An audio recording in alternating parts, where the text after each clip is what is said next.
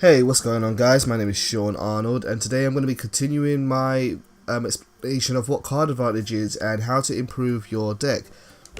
In the last two episodes ago, I talked about what card advantage theory was, and then I tried to use card advantage theory to improve the basic removal deck which we had. Hopefully it was kind of clear to you, hopefully it wasn't too confusing. I don't really think I did too great of a job explaining what card advantage is, but I'm kind of limited by the resources of just showing the cards like this here. But I did what I could. Anyway, in the last episode we improved some of the deck. We improved our deck and we tried to get rid of some of the cards which weren't giving us much in terms of card advantage. So this is what we have, and now what we're going to do is focusing on using the extra deck. The extra deck allows us access to a toolbox of monsters called XE monsters or synchro monsters. So if I filter to synchro monsters, now let's start with XYZ monsters. It's pronounced XZ. I've never watched the show, so I've never heard it pronounced, but I know it's pronounced XZ. Now, XZ monsters, in case you have never used them before in this game, XZ monsters are quite of a recent change to Yu-Gi-Oh! And what they do is they give you special summon from your extra deck if you follow the conditions of having several monsters on the field. So let me go with a basic monster here. Let me start off with this one. Cain Gorgon, Anti-Luminescent Knight. 2 level 4 monsters. The way you use a card like this is if you have 2 level 4 monsters on your field, you can stack them together. That means like combine them or put them on top of each other, and you can special summon this monster from your extra deck. It's really useful to have an extra deck with cards like this around because it gives you an extra option. So let's say you were playing this game and you had Breaker out and you had what's another level 4 monster, Slate Warrior, but then your opponent had a monster which had 2400 attack. Breaker can't beat that.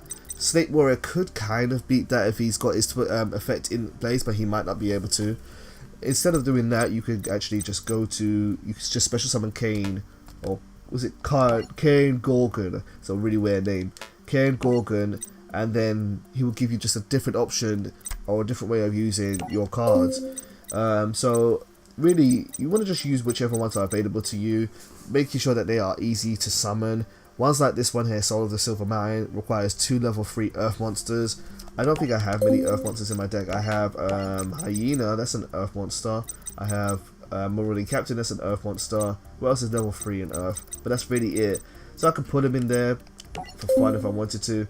Let's see what the effect is. Once per turn, you can attach 1 XE material from this card to target 1 set card in your opponent's spell and trap zone. It cannot be activated while this card is on the field. If this card destroys an opponent's monster by battle while it has an XE material, you can target 1 Earth monster in your graveyard for special summon that target in face of defense position. It's good. It's an okay card. It's not too bad.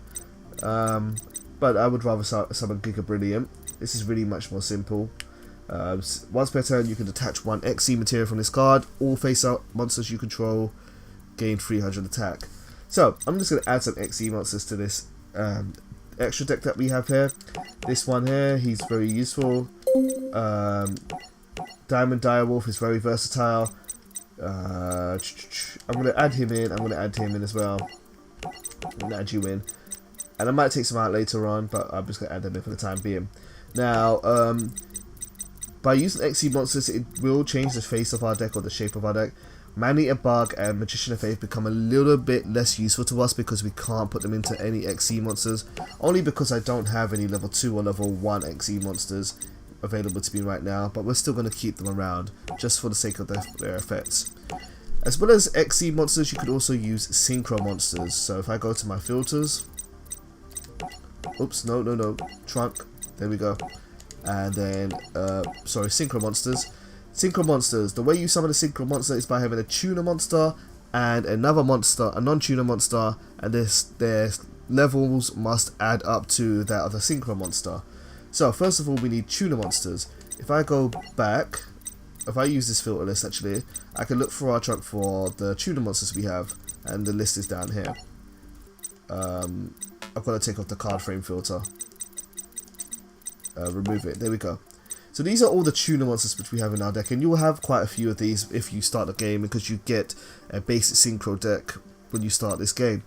The ones which are really useful here are Clock Resonator, because once per turn, this face-up defense position card cannot be destroyed by battle or card effects. He's not very strong, but he's quite versatile, and he has a little bit of staying power, so he can be useful to have. So we're going to put him into our main deck, which means we're going to need to take a card out shortly. Flamfield Guard, level 1 tuner monster, 2000 defense. It's okay, but we're not going to really need him. And really, we don't need to add many tuner monsters. Sorry for bumping the mic there. Even just the one gives us enough, is enough for us to really access our synchro monsters. Let me see this one. Black Salvo, don't want to use this one. I'm not worried about using this one. His effect is quite undesirable. Tune Warrior's fine, really. 1600. Actually really like Tune Warrior, so I'm actually going to put him in. And Galaxy Serpent, not really very strong. Level 2 tuner, not worried about that.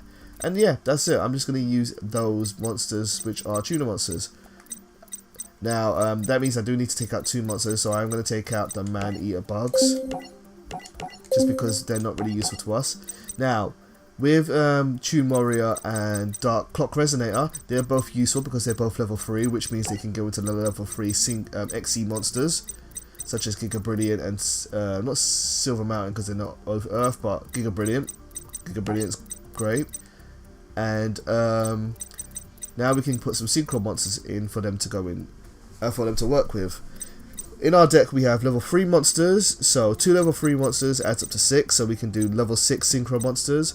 We have level 4 monsters, which put us up to level 7 synchro monsters, and we have level 1 Magician of Faith there, so level 4 monsters there. So let's try and find some synchro monsters to add to our deck. Let's get rid of this one here. Let's go back to frame, and let's go to synchro monsters. Right, synchro monsters. Level 8, we don't really have any options to go for a level 8 monster, so I'm not going to put him in just yet. Level 6 monster, here we go, very good one here. When this card has 2400 attack, and when this card is on the field, is destroyed and sent to the graveyard, target one face-up monster your opponent controls, it loses 2400 attack. It's good. Level 9, not going to be able to use him, I might add him if we have room. At level 5 one, that's going to be level 3 plus level 2. We don't really have options to get that, but I'm going to leave them out for now. Scrap Archfiend, definitely going to put those in. 3 of those would be great. And I have space for one more card, level 4, there we go, Underworld Fighter, Balmar. And so now we've got our extra deck. And our extra deck just gives us a wide range of options to combine our weaker monsters into our stronger monsters here. Definitely better than using tribute summons in this game. Definitely better to do special summons such as Synchro and XE monsters. There are also pendulum cards as well, but I'm not going to get into that because I think this video has been long enough. So what I'm going to do is in the next episode I'm going to try and show you how to use your new and improved removal deck. So thank you for watching. Hopefully this has been some use of someone out there. If you have any questions, just ask me and I will try my best to explain them.